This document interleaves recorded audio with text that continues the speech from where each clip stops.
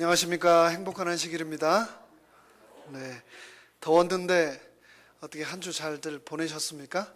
네, 꼭 하이웨이 옆에 바짝바짝 말라 타들어가는 잔디처럼 저도 하루하루를 간신히 보내고 있는데요. 빨리 조금이라도 시원한 LA의 겨울이 왔으면 좋겠습니다. 여러분, LA는 세계적으로 큰 대도시인데다가 또 길이 복잡하고 또 막히는 걸로 굉장히 유명합니다. 그렇죠? 그래서 이럴수록 길을 잘 타야, 또 길을 잘 알아야 우리 하루하루의 삶이 덜 고달파집니다. 여러분은 길눈이 좀 밝으신 편이십니까? 아니면 길눈이 좀 어두운 편이십니까? 여러분 보시기에 저는 길눈이 좀 어떨 것 같습니까? 제가 7년 전에 앤드루스에 공부하러 와서 얼마 안 돼가지고 바로 캐나다에서 결혼식 주례를 할 일이 있어서 길을 잘 모르는 제가 급하게 제가 잘 아는 한 분에게 GPS 내비게이션을 빌려서 캐나다로 여행을 한번 한 적이 있습니다. 캐나다 윈저라고 하는 도시는 미국 디트로이트 강 건너에 있는 도시입니다. 굉장히 가까운 도시이죠. 한 4시간 반이면 베리언 스프링스 미시간 앤드루스에서 갈 수 있는 그런 도시입니다. 거기에 이제 주례가 있어서 가게 되었습니다. 근데 제가 길을 잘 몰랐기 때문에 친구에게서 GPS를 빌려서 주소를 입력을 하고 출발을 했는데, 아무리 봐도 제가 생각하기엔 캐나다는 북쪽으로 가야 되는데 계속 남쪽으로 가라고 이 GPS가 가르쳤습니다. 이상하다.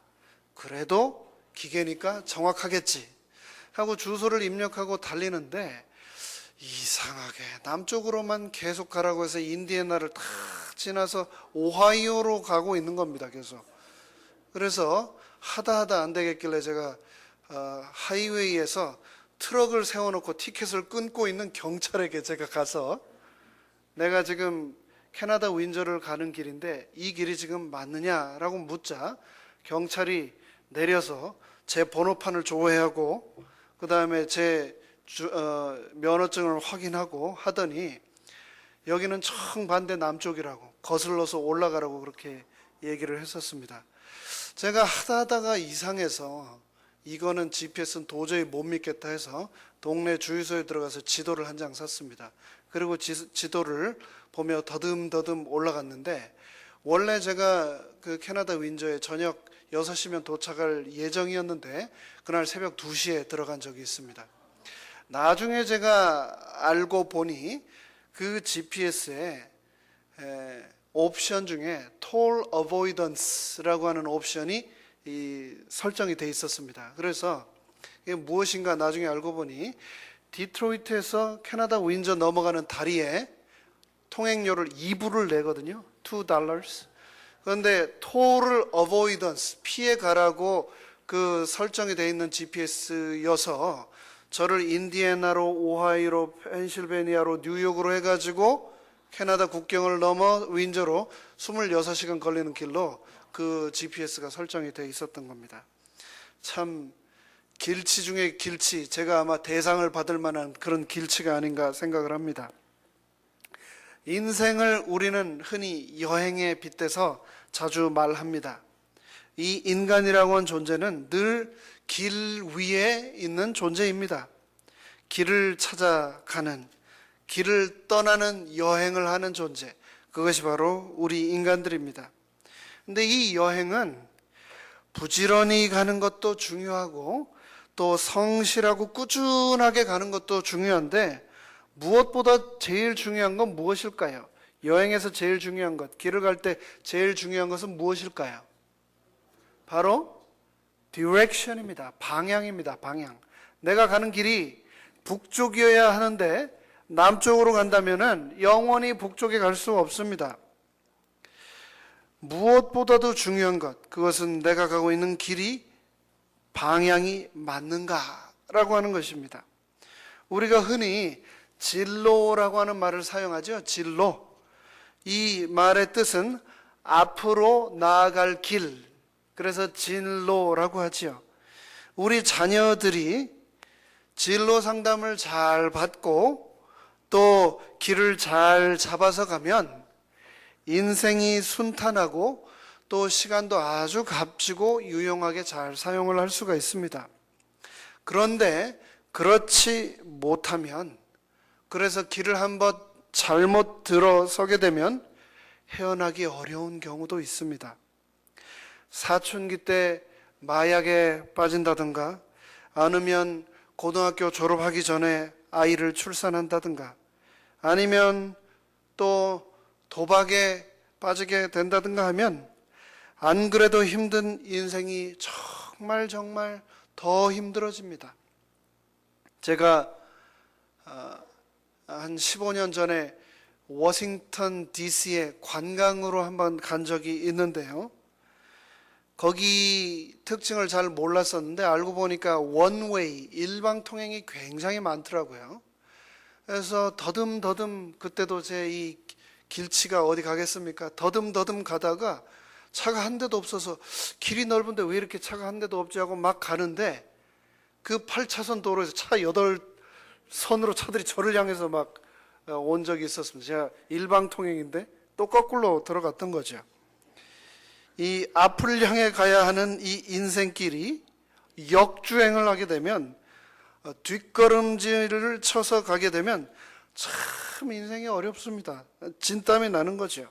그런데 이 길이 잘못되었다면 빨리 다시 경로를 잡아야 되는데, 길을 돌려야 하는데, 이 오늘 성경 본문에 보면 길을 가되 하나님이 원하시는 길이 아닌 자신이 원하는 길, 자신의 욕심의 길을 끝까지 감으로 결국 비참한 최후를 맞이하게 된 한 인물이 등장하는데요. 이 나귀와의 대화, 제가 오늘 드리는 말씀의 제목입니다. 나귀와의 대화라고 제목 붙인 이 오늘의 메시지를 통해서 오늘 본문의 그 주인공을 만나보도록 하겠습니다. 오늘의 본문은 민수기 22장 1절로 35절이 되겠습니다. 민수기 22장 1절로 35절입니다. 본문이 너무나 길기 때문에 제가 중간중간 생략하면서 1절로 35절을 줄여서 읽어드리도록 하겠습니다. 이스라엘 자손이 또 길을 떠나 모압 평지에 진을 쳤으니 요단 건너편 곧 여리고 맞은편이더라. 십볼의 아들 발락이 이스라엘이 아모리인에게 행한 모든 일을 보았으므로 모압이 심히 두려워하였으니 이스라엘 백성이 많음으로 말미암아 모압이 이스라엘 자손 때문에 번민하였더라. 5절입니다. 그가 사신을 부올의 아들 발람의 고향인 강가 부돌에 보내어 발람을 부르게 하여 6절 나를 위하여 이 백성을 저주하라 하니 12절입니다. 하나님이 발람에게 이르시되 너는 그들과 함께 가지도 말고 그 백성을 저주하지도 말라. 21절로 가겠습니다.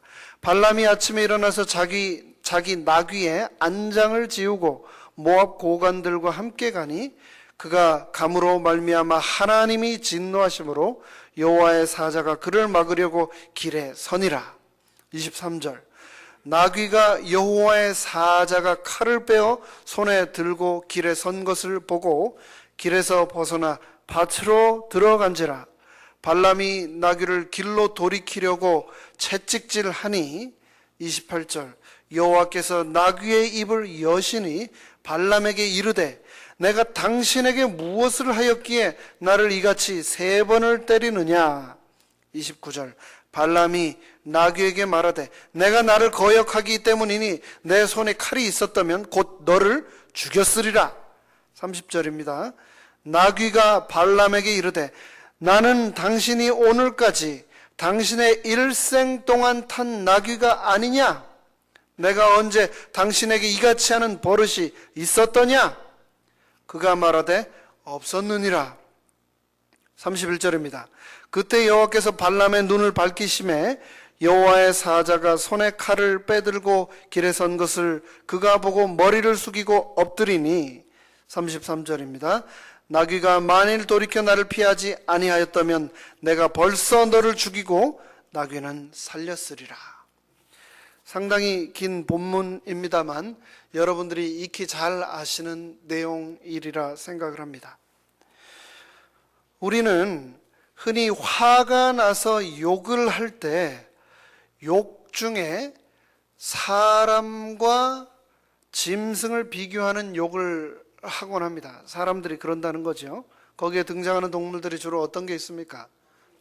개, 소, 닭, 또 뭐 돼지, 곰 굉장히 많네요. 네. 저는 주로 이 곰과 소로 많이 이렇게 욕을 좀 먹어봤는데요.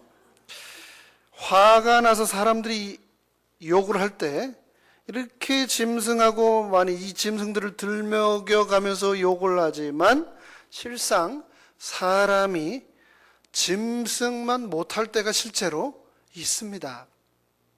그래서 그런 욕이 있죠. 이 뭔만도 못한 놈, 짐승만도 못한 놈 하는 그런 욕이 있습니다. 근데 오늘 이 민수기 22장에 등장하는 발람은 자기가 평생 타고 다니던 짐승 나귀한테 발람이 지금 욕을 먹고 있는 겁니다. 사람이 짐승을 욕을 하는 게 아니고 나귀한테 발람이 지금 욕을 먹고 있는 겁니다. 발람이 하나님 앞에서 영적으로 이 나귀에게 책망을 받고 있으니 하나님 앞에서 발람이 영적으로 짐승만도 정말 말 그대로 못한 그런 상황이 민수기 22장에 등장을 하고 있는 것이죠. 하나님은 인간을 만물의 영장으로 창조를 하셨습니다.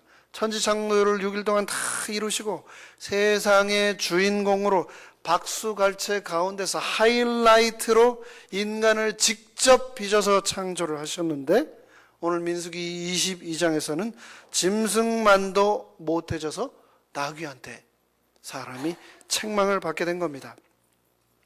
발람은 모압에서 온 사신들과 함께 이른 아침에 일찍 일어났습니다. 그리고 안장을 나귀 위에 얹고 그 위에 올라타 부지런히 길을 갔던 사람입니다. 이 발람은 메소포타미아에서 제일 잘 나가던 선지자였습니다. 그는 미래를 보고 또 예언을 하고 신의 축복과 저주를 사람들에게 전달하던 사람이었습니다. 신의 세계를 보고 하나님과 대화하던 사람, 바로 그가 발람이었습니다. 그런데 어떻게 하다가 그런 그가 이렇게 짐승만도 못한 사람이 되었을까요? 어떻게 발람이 살다가 그렇게 되었는가? 살다 보니 그냥 실수로 그렇게 되었는가? 그게 아닙니다. 사실 발람은 인간은 아무것도 아닌 겸손할 수밖에 없는 죄인인 한 인간, 세상 탐욕에 사로잡힌 전형적인 한 인간을 상징하는 한 사람이라고 볼 수 있겠습니다. 무엇이 그를 짐승만도 못한 사람으로 만들었는가? 그것은 바로 욕심이었습니다. 하나님이 모압 왕 발락을 향해 가는 발람의 길을 막으시고 여호와의 사자를 보내셨습니다. 참 살다 별일이 다 있죠. 나귀가 말을 하게 되는 겁니다. 일개 짐승에 불과한 나귀가 주인도 못 보던 검을 들고 있는 여호와의 사자 천사를 알아보았던 것입니다. 그리고 더 아이러니한 것은 나귀도 보았던 그 여호와의 사자를 발람은 보지 못했던 겁니다. 무엇인가가 이 발람 선지자의 눈을 멀게 한 것이죠. 무엇이 발람의 눈을 멀게 했을까요? 무엇이 그랬을까요? 욕심이 그의 눈을 멀게 해서 나귀도 보았던 그 천사를 보지 못하게 눈을 멀게 했던 것입니다. 우리가 흔히 인생 여정이라고 그러죠. 인생은 아까 말씀드린 바대로 길입니다. 세상에 참 많은 길을 우리가 가는데요. 그런데 길이라고 다 똑같은 길인가? 결코 그렇지 않습니다. 어떤 길은 멸망으로 가는 길이고 어떤 길은 또 탄탄대로처럼 보이지만 다시 한번 우리가 생각해 봐야 하는 그런 길들이 분명히 존재합니다. 멸망의 길인지 축복의 길인지 꼼꼼히 따져 보아야 합니다. 길처럼 보이고 넓어 보이지만 욕망 때문에, 우리의 욕심 때문에 그것이 진짜 길인지 아닌지 우리의 판단이 수시로 흐려지기 때문에 우리는 탐욕과 욕심의 노예이기 때문에 인생길을 걸 때 정신을 바짝 차려야 합니다. 자신이 원하는 길, 탐욕의 길을 나귀가 안 가자 발람은 이 나귀를 3번 심하게 몽둥이로 후려칩니다. 얼마나 나귀가 아팠을까요? 그 매를 맞으면서도 길을 가지 않고 피하자 발람은 더 세게 몽둥이로 후려칩니다. 결국 나귀는 더 앞으로 갈 수 없기 때문에 그 길에 털썩 주저앉아 버립니다. 길을 가다 보면은 우리가 이것저것 참 많은 것을 보게 됩니다. 여행을 잘 하려면 잘 봐야 됩니다. 우리가 관광한다고 하지 않습니까? 빛도 보고 구경도 하고 세상 아름다운 것들을 보는 것, 그것이 관광이고 여행 아닙니까? 그러기 위해서는 뭐가 밝아야 될까요? 눈이 밝아야 되겠죠. 눈이 밝아야 됩니다.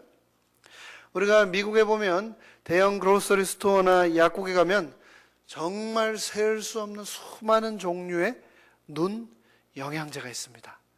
그리고 영양제를 안 먹더라도 뭘 먹으면 또 눈이 좋아진다고 제가 어려서부터 많이 들었냐면 당근을 열심히 먹으면 눈이 좋아진다는 그런 얘기를 제가 많이 들었습니다. 그런데 우리의 육신의 눈이 좋아지는 것, 건강해지는 것도 참 중요하지만 뭐가 또 중요하냐면 우리의 마음의 눈, 우리의 영의 눈이 밝아지는 것 참 중요합니다. 제 친구 중에 한 친구는 저하고는 정반대로 길눈이 얼마나 밝은지, 이 친구는 처음 가는 곳일지라도 동서남북의 방향 감각이 저절로 그냥 온다고 저에게 얘기하던 친구가 있습니다.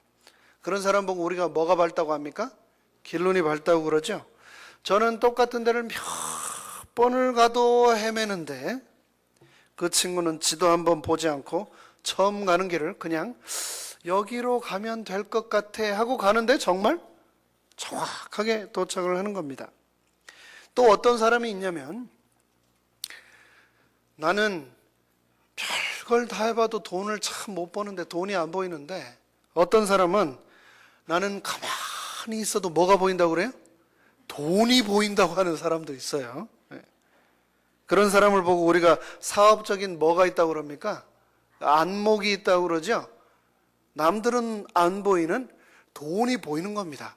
아, 저거 하면 돈이 되겠다. 그거를 보는 안목이 있는 거죠. 안목. 이 안목을 한자로 보면 눈 안자에다가 눈 목자입니다. 한마디로 눈이 있다는 거죠. 눈이 2배가 있는 겁니다. 그 똑같은 환경인데도 남들보다 항상 많은 걸 보고 사업 수완도 좋고 그래서 비즈니스를 잘하고 돈을 잘 버는 사람이 또 있습니다. 제가 군인 생활을 할 때 휴가를 나와서 이렇게 돌았더니 보면은 뭐만 보이냐면 군인밖에 안 보이더라고요.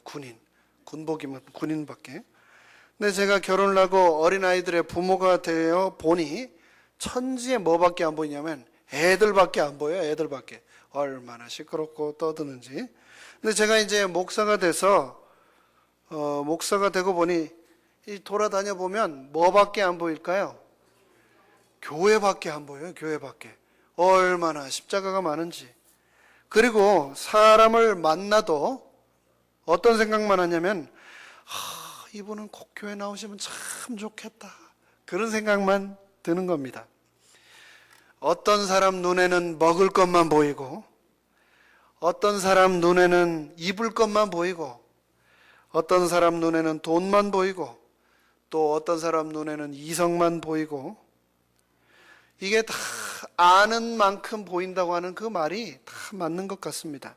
그런데 혹 어떤 경우가 있냐면은 다 아는데 못 보고, 나만 못 보고 본인만 못 보고 다른 사람들은 다 보는 경우 있습니까? 그런 경우도 있습니다. 남들 다 보는데 나만 못 보는 겁니다. 나만. 마태복음 6장 22절에 예수님은 우리의 눈은 뭐라고 했습니까? 우리의 눈은 몸의 등불이라고 말씀을 하셨습니다. 보는 것 굉장히 중요합니다. 돈만 주면은 뭐든지 다 하는 사람 있습니까? 있습니다. 돈만 주면 청부살인도 하고, 돈만 주면 몸도 함부로 주고, 돈만 주면 뭐든지 다 하고, 돈만 주면 당장이라도 배신하는 그런 사람이 있습니다. 그런 사람 보고 우리가 뭐라고 합니까? 눈에 뵈는 게 없는 사람이라고 그러죠. 눈에 보이는 게 없는 사람. 그런데 그 사람이 누구인가? 바로 오늘 민수기 22장에 등장하는 발람이 바로 눈에 보이는 게 없는 사람이었습니다. 하나님과 대화하고 하나님의 메시지를 들으면서 돈과 은금 보화를 주겠다고 하니까 하나님의 백성들을 뭐하러 가는 겁니까?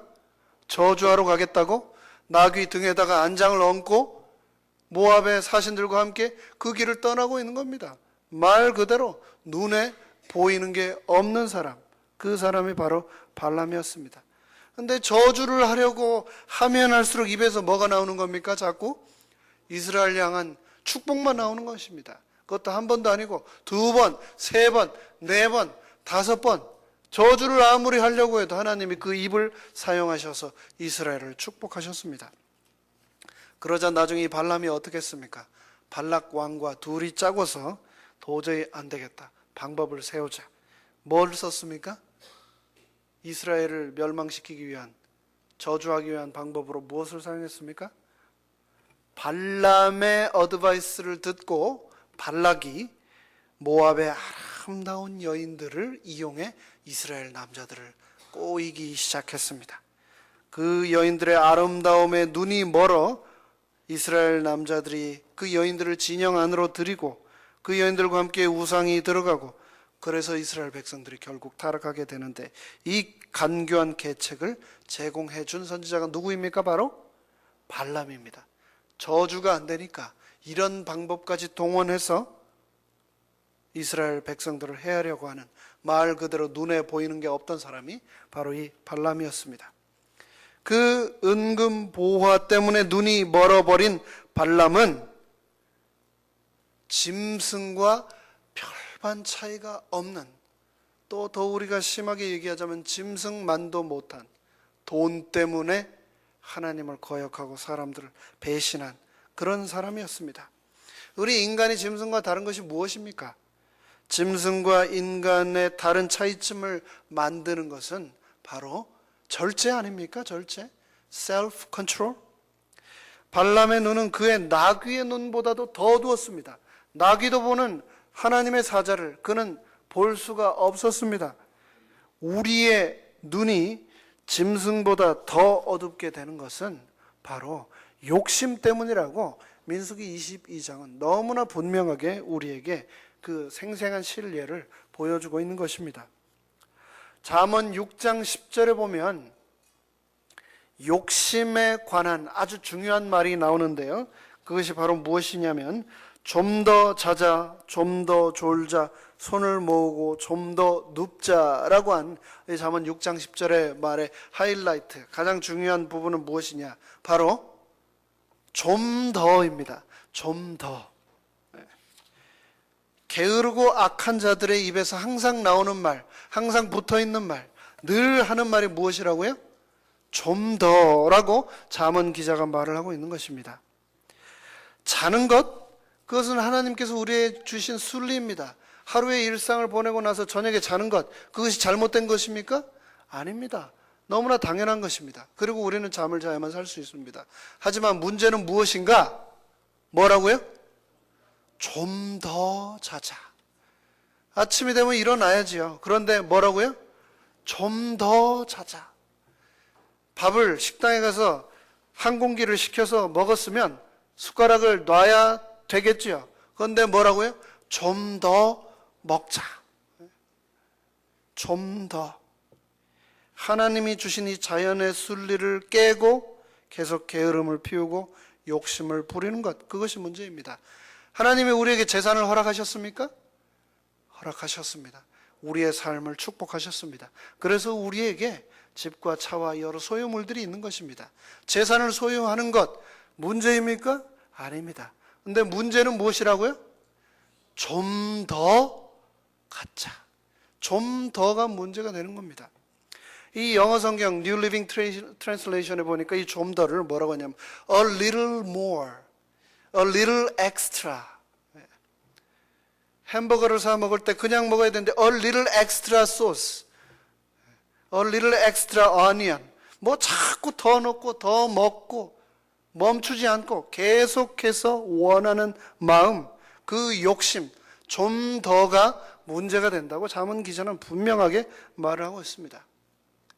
지금 살고 있는 집도 전혀 문제가 없는데 좀 더 큰 집, 지금 타고 있는 차도 잘 가는데 좀 더 새 차, 지금 받고 있는 연금도 충분한데 좀 더 넉넉한 리타이먼트 플랜, 나에게 주신 이 아내와 남편도 얼마나 감사합니까? 자녀들도 얼마나 사랑스럽습니까? 그런데 여기서 또 좀 더 하면 문제가 되는 겁니다. 좀 더, a little more, 조금 더라고 하지만 이 조금이 엄청난 차이와 죄악을 만드는 것입니다. 여기는 눈이 안 오지만 한국이나 미국 동부나 북부에 가면 눈이 많이 옵니다. 그렇죠? 밤새 눈이 나무 위에 소복하게 쌓이기도 합니다. 그런데 그 많은 밤새 쌓인 눈의 무게를 지탱하던 그 굵은 나무 가지를 부러뜨리는 게 뭔지 아십니까?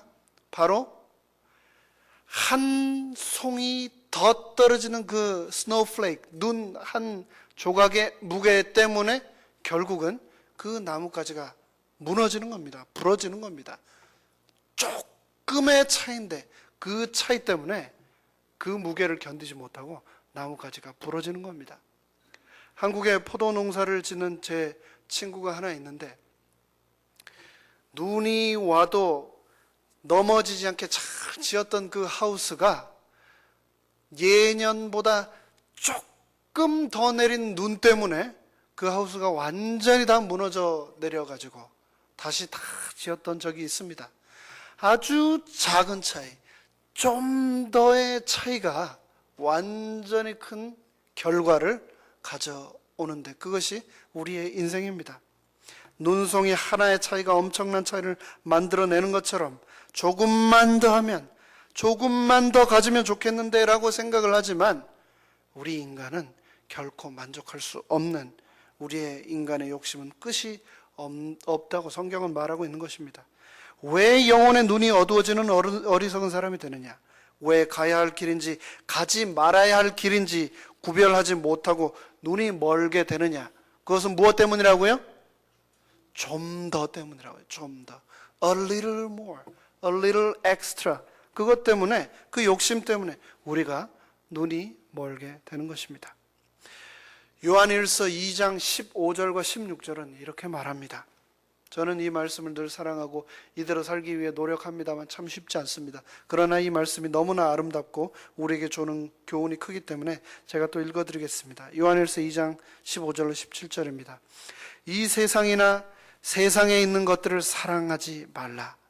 누구든지 세상을 사랑하면 아버지의 사랑이 그 속에 있지 아니하니 이는 세상에 있는 모든 것이 육신의 정욕과, 무엇의 정욕과요?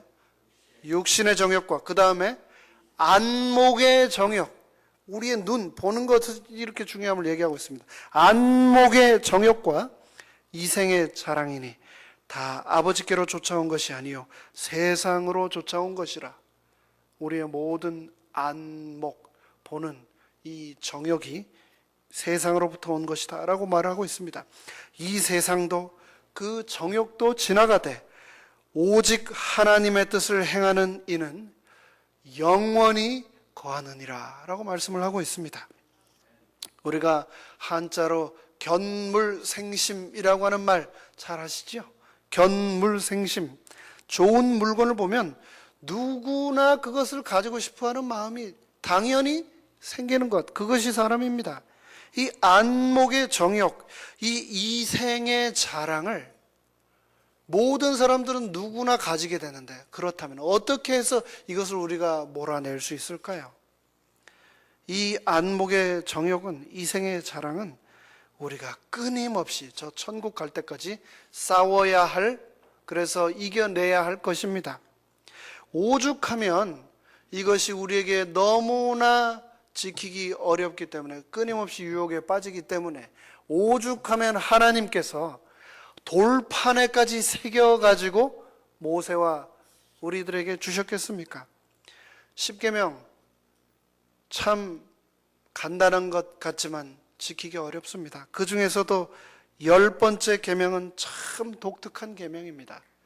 인간 사회에서 지켜야 될 계명이라고 주신 그 6계명 중에 가장 긴 계명입니다.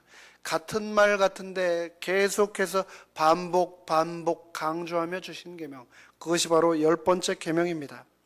내 이웃의 집을 탐내지 말지니라. 내 이웃의 아내나 그의 남종이나 그의 여종이나 그의 소나 그의 낙이나 무릇 내 이웃의 소유를 뭐하지 말라고요? 탐내지 말지니라. 오죽하면 하나님께서 이렇게 강조 거듭하시면서 이 10번째 계명에 탐내지 말라, 욕심 부리지 말라라고 말씀을 하셨겠습니까? 사람마다 다 틀립니다. 어떤 사람은 잠에 대한 욕심이 많고요, 또 어떤 사람들은 소유에 집착하는 그 욕심이 많은 사람도 있습니다. 어떤 사람은 명예와 이 자리 욕심이 굉장히 남들보다 많은 사람도 또한 있습니다. 독일의 정치가이자 극작가인 괴테는 파우스트처럼, 극작가인 괴테가 쓴 희곡 파우스트처럼 수많은 사람들이 자신의 영혼을 팔아서 자기가 원하는 일을 하고자 한다 라고 쓴 이 희곡, 그것이 꼭 이 세상에 맞아떨어지는 것 같습니다. 내 자신의 욕심을 위해서 때로는 인간은 영혼까지도 팔아먹는 것입니다. 그런데 파우스트만 그런 것인가? 아닙니다. 아담과 하와도 그랬고 우리 모두도 그런 존재입니다. 하나님께서 그 아름다운 에덴 동산에 모든 실과로 가득 채우시고 모든 것을 다 먹게 하시고 단 하나 선악과만 먹지 않게 하셨는데, 그 마지막 하나까지 먹고자 하는 그 욕망을 주체하지 못하고 따 먹어버린 존재, 그것이 바로 인간 아닙니까? 그 부정한 욕망 때문에 좀 더 먹자, 저것까지 먹으면 내가 얼마나 좋을까, 하나님이 주신 것이 이미 충분한데, 그 은혜가 족한데 저것까지 먹어야만 내가 행복할 것 같고 만족이 있을 것 같아서 그렇게 했던 우리의 조상처럼 부정한 그 욕망 때문에 손 내미는 저와 세상의 수많은 사람들은 바로 파우스트이고 또 아담입니다. 성경에서 말하고 있는 이 성령의 수많은 열매들 중에서 마지막 열매가 무엇입니까? 사랑, 희락, 화평, 오래 참음, 자비, 양선, 충성, 온유, 그리고 마지막 열매가 무엇입니까? 절제입니다. 절제. 가장 중요한 것, 하이라이트는 항상 언제 나옵니까? 마지막에 나옵니다. 그런데 그 성령의 열매의 하이라이트가 뭐라고요? 절제라고 얘기를 하고 있는 것입니다. 절제가 없으면 사람과 동물의 구별이 없어집니다. 절제가 없으면 하나님의 백성과 세상 백성의 구별이 없어집니다. 그렇기 때문에 하나님께서는 십계명을 통해서 또 아름다운 우리가 맺어야 될 성령의 열매의 하이라이트로서 절제하라고 우리에게 말씀을 하고 계신 것입니다. 좀 더 자고 싶지만 일어나는 것, 좀 더 먹고 싶지만 숟가락을 내려놓는 것, 좀 더 가지고 싶지만 그만 갖고 나누는 것, 그때 선을 긋는 것, 그것이 지혜의 힘이고 천국을 향해 가는 인생이라는 길의 정도임을 우리는 잘 알고 있습니다. 그렇기 때문에 그것을 지키기 위해 끊임없이 노력해야 하겠습니다.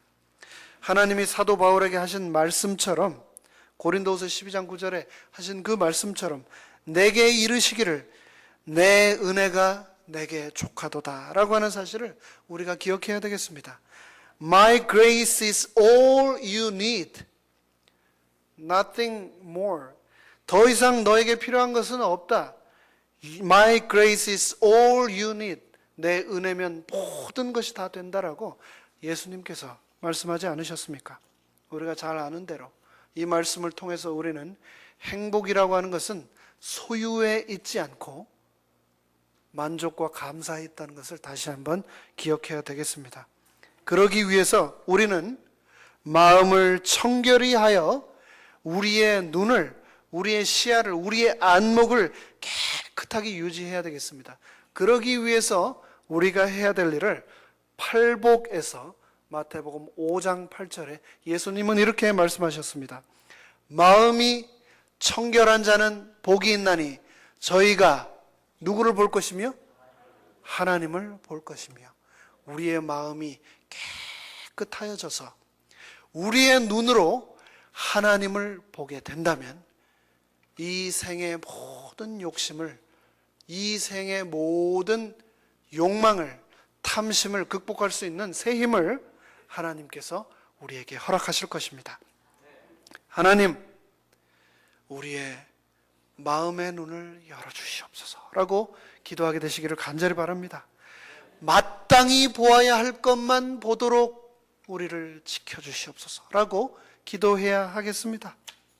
기도할 때 그냥 기도해서는 안 되겠습니다. 저는 늘 개인적으로 이렇게 기도를 합니다. 하나님, 제 기도가 욕망을 분출하는 통로가 되지 않게 하여 주시옵소서. 가져서는 안 될 것까지 떼쓰면서 주시옵소서 주시옵소서라고 구하는 그런 기도가 아니라, 그래서 그런 기도를 통해서 하나님을 더 힘들게 하는 것이 아니라, 하나님, 내게 주신 은혜가 충분함을 내가 깨닫게 하여 주시옵소서라고 기도드리고 싶습니다. 그리고 우리 모두 그렇게 기도하게 되기를 간절히 바랍니다. 야고보서 4장 2절과 3절은 이렇게 말하고 있지 않습니까? 너희가 얻지 못하면 구하지 아니하며 구하여도 받지 못하면 무엇에 쓰려고요? 정욕에 쓰려고 잘못 구함이라 라고 말을 하고 있습니다. 엄중하게 말하기를, 야고보는 엄중하게 말하기를 정욕을 위하여 잘못 구하면 안 된다라고 말을 하고 있습니다. 기도도 절제의 열매를 맺으면서 우리가 해야 되겠습니다. 기도하는 사람에게, 그러기 때문에 우리는 맑은 마음, 청결하여서 하나님을 바라볼 수 있는 그런 마음이 필요됩니다. 가지고 싶은 것도 많고 하고 싶은 것도 많지만 하나님은 내 은혜가 내게 족하다고 자꾸 말씀하시는데 그것이 참 은혜임을 우리가 기억해야 되겠습니다. 말씀을 마치면서 나귀와의 대화를 통해서 발람은 눈을 뜨게 되었습니다. 나귀와의 대화를 통해서 발람은 길을 보게 되었습니다. 그럼에도 불구하고 그는 그의 길을 돌이키지 않았습니다. 너무나 우리를 사랑하셔서 나귀까지 사용하셔서 우리에게 경고하셨던 하나님의 가르침을 우리는 거절해서는 안 되겠습니다. 그분께서는 성경을 통하여서, 책을 통하여서 우리에게 말씀하시고 어린 아이들이나 낯선 이방인, 때로는 우리 일상의 평범한 이웃들까지 통하여 우리에게 계속해서 말씀하십니다. 심지어 돌들을 사용하셔서까지 우리 끊임없이 대화하시고자 하는 그 하나님의 사랑이 이 민수기 22장을 통해서 우리가 다시금 깨달아져야 하겠습니다. 우리의 인생의 나침반이 무엇입니까? 돈입니까? 명예입니까? 내 인생의 길이 엉뚱한 길 선상에 있다면 지금 바로 비상등을 켜고 유턴해야 되겠습니다. 내 기도를 거절하시고 때로는 내 길을 강제로 막으시면서까지 나를 포기하지 않으시는 하나님의 음성에 우리가 이제는 순종해야 되겠습니다. 내 인생의 장애물을 만났을 때 장애물만 치워달라고 기도할 것이 아니라 내 뜻을 꺾어서 하나님께 순종할 수 있게 해주십시오라고 기도할 수 있어야 되겠습니다. 하나님만 바라보며 하나님만 향하며 살아가는 저희 모두가 되기를 간절히 바라면서 오늘 말씀을 마치겠습니다. 감사합니다.